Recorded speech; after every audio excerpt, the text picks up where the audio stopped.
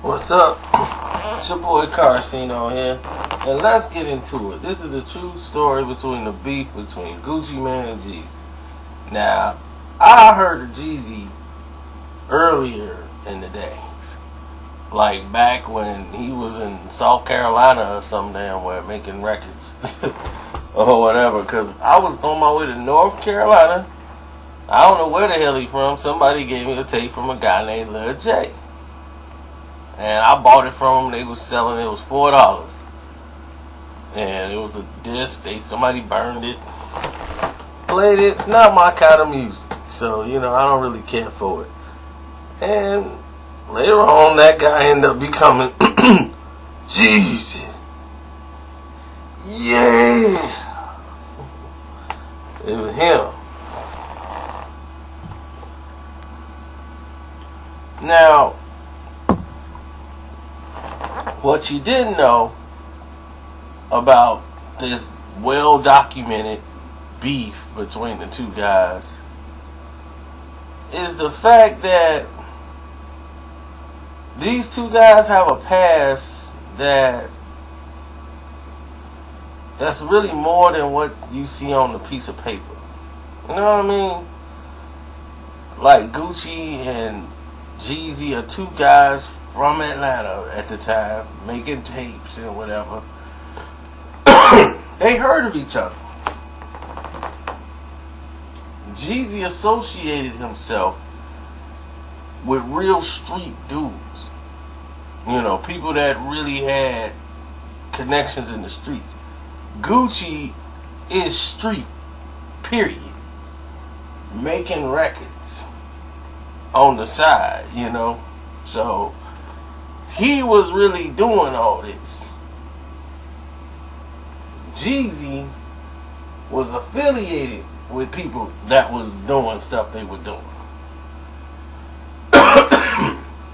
So it just so happened that Jeezy, well, we all know his affiliation with, the people he was, BMF and all that. Certain rappers, when they get to a certain position, they assign themselves with people who can get them protection or boost their street cred. And in order for that, they get protection as far as money, or they help them get on, mingle with celebrities, and what these guys do is extort. It's basically, that's what it really is. It's extort. It's saying, we your street cred, we gonna build you up. You want our boys, we gonna protect you. And you ain't gonna have no problems. You have any beef out of town with these dudes, it's squashed. Because we gonna handle it. You ain't got to worry about it.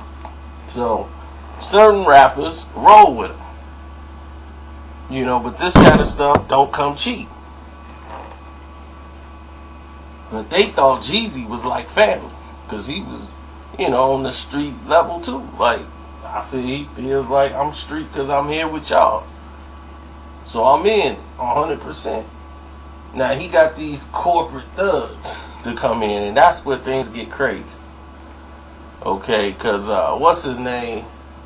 Shahir, rest in peace, the man who supposedly killed himself, brought the tape in to, because everybody think Jay-Z signed Jeezy, which he didn't.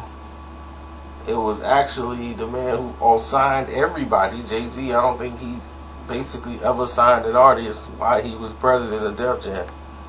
That's some real stuff. I just didn't want to expose that yet. But the whole truth on that matter is entirely different. But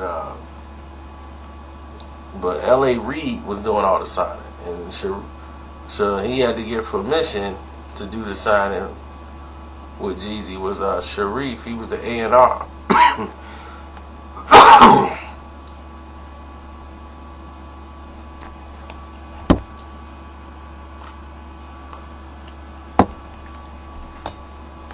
And one of his first moves as A&R was to bring Jeezy, like Jeezy's the guy he wanted to sign, and they gave him a deal because he had all these other offers everywhere else. And now that Jeezy signed and established, But there was a bigger problem than that, because in 2004, Diddy already had him signed to a deal before that. So Diddy established his character and put him with these other groups that he called the Boys in the Hood, and had Jeezy on it. And now Diddy then built this dude up and got him some stature. Then here come, he had Rick Ross was on there. I remember they had Them Boys. That was like the only song that I really remember from them. But that's what Jeezy really got, started from. And even though he had the mixtapes with just him, the Boys really put his face out there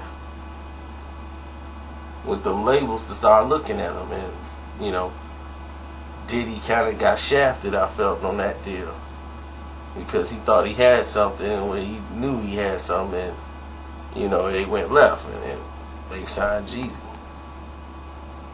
So it is what it is. So they get to another level point with his manager at the time, which was Coach K.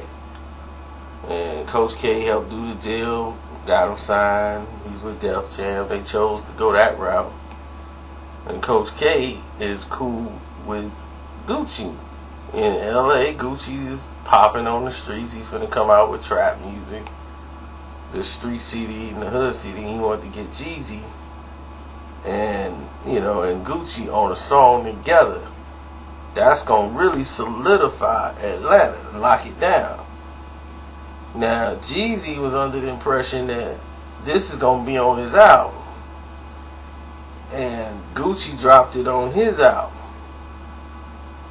And when he dropped the song on his album, Jeezy was all upset about it and bent out of shape that it wasn't on his album. He was like, man, I was going to put that on mine, which he still could have put the song out. So Jeezy came out with like 4 different reasons why. First, he talking about the song was whack. That song wasn't really good at all anyway. The song was whack. I didn't really want to do the song, and then they were supposed to perform the song live, and Jeezy didn't want to do it, and they was like, he was bent out of shape because it wasn't on his album, it was on mine. So that's the way Gucci looking at it. And then all of a sudden, what was unknown to the public, years later, he tried to say, I had throat surgery at the time, so I didn't want to tell nobody, but that's why I couldn't show up to do the appearance. So it was just a misunderstanding, and it led to all this drama. Because he was like, Jeezy, like, I don't care about those songs, I'm so icy. So Gucci does an interview which he basically just dumps all over Jeezy, calling him a clown, calling him fake, everything. He's a fake gangster, he fake this, fake that. And next thing you know, Jeezy is on the radio, talking about putting out a hit, $10,000, anybody who bring him the chain from Gucci Mane. And that was his thing. Anybody bring me his chain, they get 10 racks. And what happened is, he got some people that's in his crew that he knew, that he signed them to this label. Some of his homeboys, the corporate thug label he got.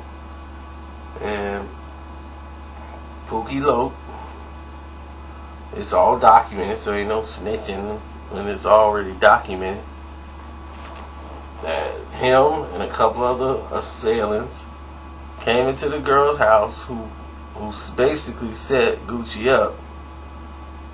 Like, Gucci came over there, they both knew a mutual chick, and she saw an opportunity to get some money, so she called up a guy that was affiliated with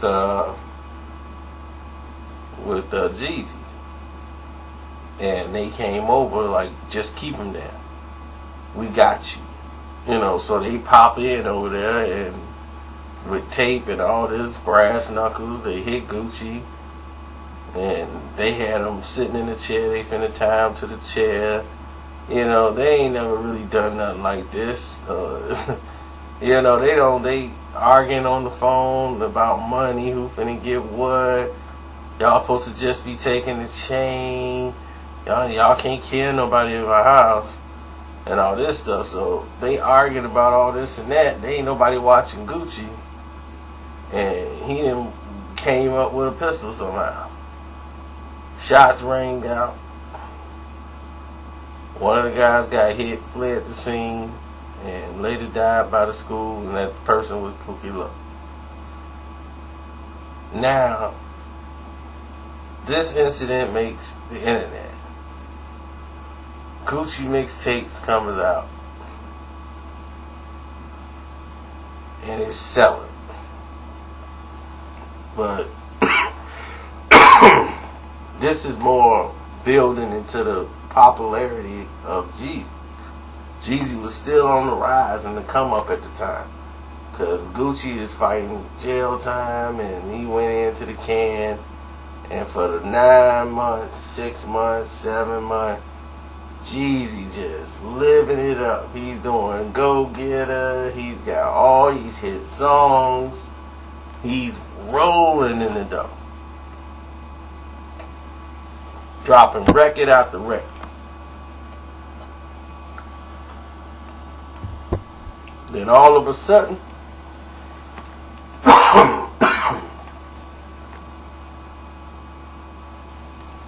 Gucci come home.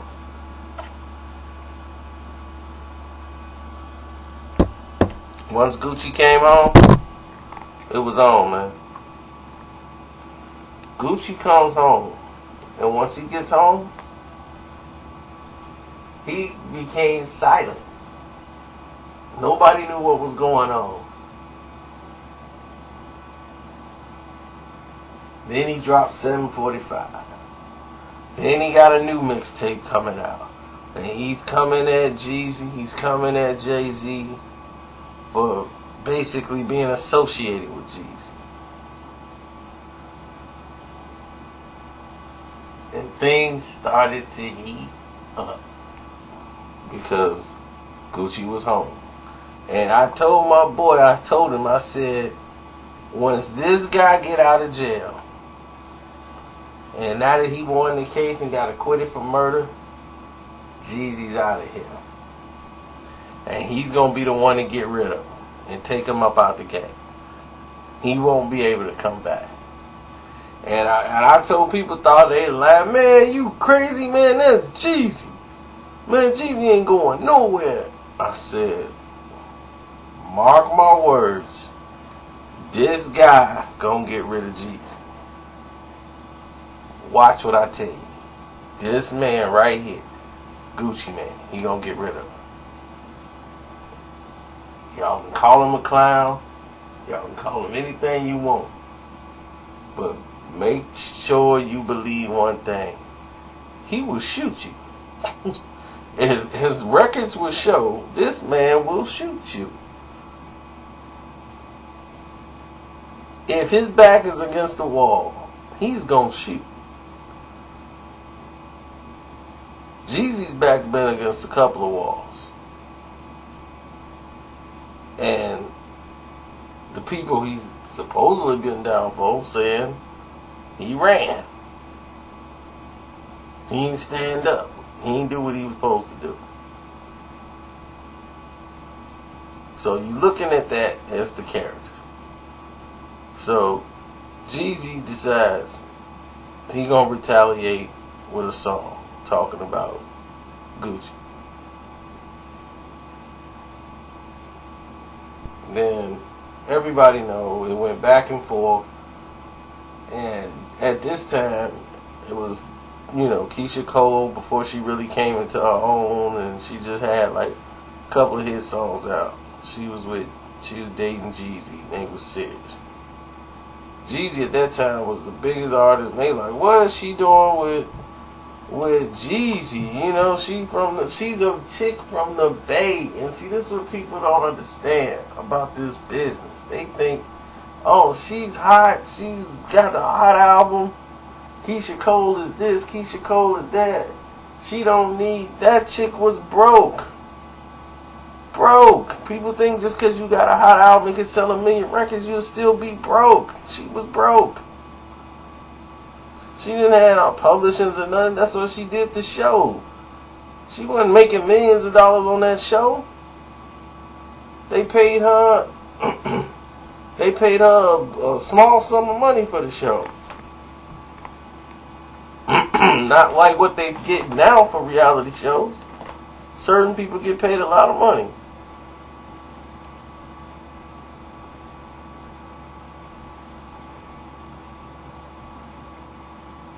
She realized that she had better management, she could have got more money.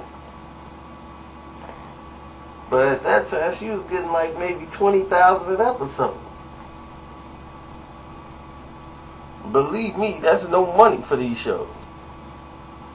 That's like nothing. That's like penny scrap. And then when you got grubbing family who don't do anything, you in a bad situation. So Jeezy and her didn't work out. For whatever reason, career paths, management saying, look, this ain't gonna work. So she going her way, Jeezy doing his thing. And for her, she keeps talking about the Jeezy thing that is promotion for her. But she later on does a song with Gucci Mane, which was a bad idea. You know, it's like, how you gonna go do a song with this dude? You know, even if those two, supposedly DJ Drama was supposed to squash the beef between the two, you know, and Coach K, who ends up managing Gucci and partner with Gucci, he's like co-manager in Gucci. And he was with Jeezy the whole time. So that shows you, you know, what he did. He orchestrated all this and got Debbie out the way so he could work with Gucci by himself. And then Drama got beat down by Jeezy because he felt like, dude, you set this up. So Drama and Gucci, they all settled this situation over the phone while Gucci was in jail. Then Walk and them got beat up by corporate thugs, people that's cool with Jeezy, and once that happened, it was back on again. You know, basically with Gucci Mane. And then Jeezy was supposed to do a song. They had recorded 2 songs together, reportedly. It never got released. And from that point on, it was like, okay, he was going to show up at the same place as Gucci, as Jeezy at T.I.'s birthday party. And Jeezy's birthday party was coming up in a couple of weeks. But it was T.I.'s party and Gucci was invited. So Gucci was there, Jeezy was there, and Jeezy was celebrating his birthday too, because his birthday is like right around T.I.'s. So that's why they were there. And Gucci just showed up, basically. He wasn't like invited or nothing, he just showed up. And nobody said nothing. Like T.I. ain't said nothing to him. So everything was cool and everything was respectful, and to the fact that, like, T.I. was like, look, man, we had a thing in the past and it's done, so, you know, let's move on and get this money. But at this time, Gucci is fading out. The beef is getting old. Nobody care about it no more. And now Gucci was ruling back when Jeezy was hot and falling off, and here come Gucci with the street, and everybody in the streets is following him. And you got OJ the Juice Man. And whatever Jeezy put out, everybody was bobbing to. Niggas like, he ain't sold 1 million records yet. He didn't need to. He had the streets. He knew how to get the money. He knew how to do it all, how to flip. He a hustler. He a real true hustler to the heart. He can go broke right now and still be good, because he go to the hood. And he's comfortable there. Jeezy is not hood no more. He's corporate Jeezy. You know, so everything about him is maintaining the level that he's at now. You know, so he lives right across the street from, not across the street, just next door neighbors with Neo. So, it's a whole different atmosphere for him. And he's lived in that atmosphere for a minute. But him and T.I. got something in common. They both been accused of cooperating with, law enforcement in major situations where both of them could have been behind bars for a very long time. And it was very oddly strange that they free. It's like T.I. free, 10 guns, feds. And these ain't basic little 22 mom and pops. These are real automatic rifles, kill you. Then you got a situation with Jeezy where he gets off from a possible setup, co-conspirating. One of your artists from your label decides to try to take a guy out, a guy that you apparently have beef with, that you put on the public air, that could probably do physically body and harm to the other party.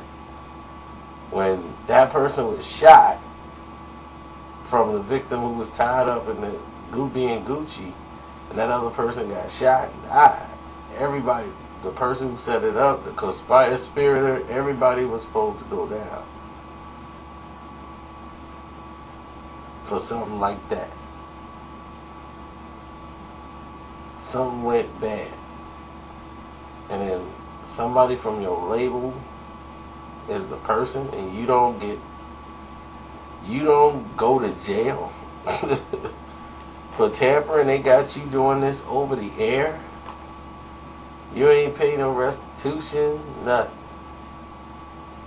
And all of a sudden, now it's the right thing to do. Is to tell on your homies, or possibly tell. They doing time and you out here doing what you doing, rhyming and modeling, and I don't know what he's doing really right now, because ain't nobody really heard nothing new really from Jeezy. But he wasn't really out there for the people he needed to be at the time when they felt like, we need you to be your homie right now. You gotta stand down. Feds can't kick it in the door. And you ain't getting, nobody gave up your name. You out here rapping. And then you gotta send back a message. Ask him if he want me to put something on his books. It's like, dude, is this somebody you was cool with, that rolled for you, that protected you? Or was it just business for you? And that's basically how it was. And then, of course, Gucci gonna say he slept with Keisha Cole. Because who would not believe it? He spent time with Keisha Cole. Keisha Cole gets down. It's what she does. He wasn't lying about that. When she talked about her sleeping with Puffy, true. She slept with Puffy. But that has nothing to do with this story, but yeah. Puff did what he wanted to do, and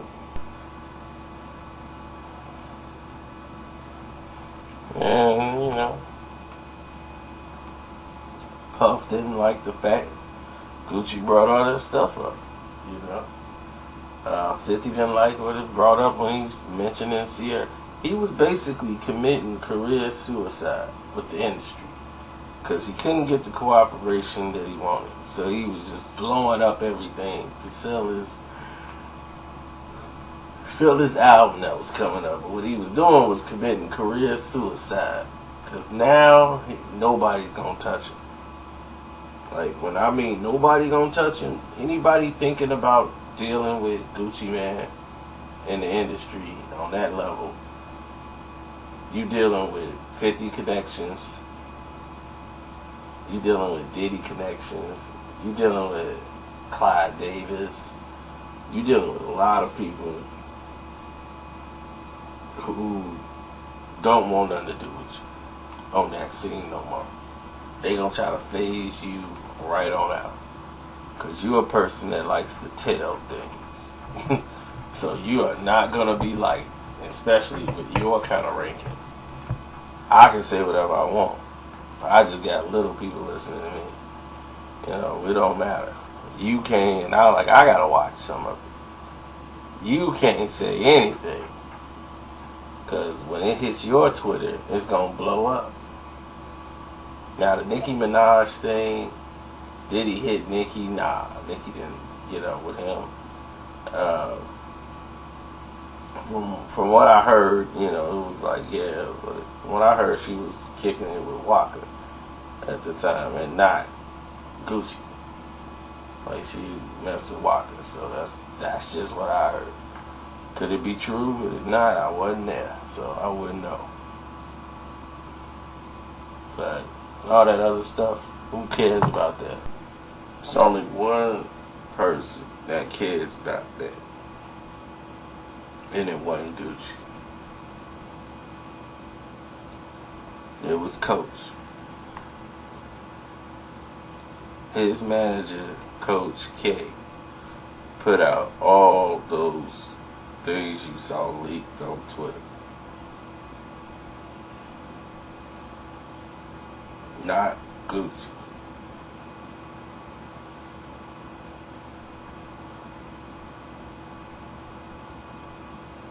Coach K put that out there. And once you see him actually put the Ask Coach K at the end of the comment, Gucci would never say nothing like that.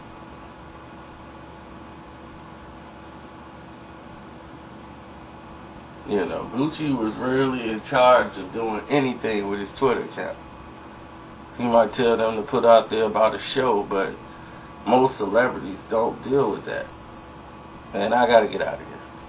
That was that beat to tell me we going way too long on the video. But if you want to blame somebody for all this mess, blame Coach K.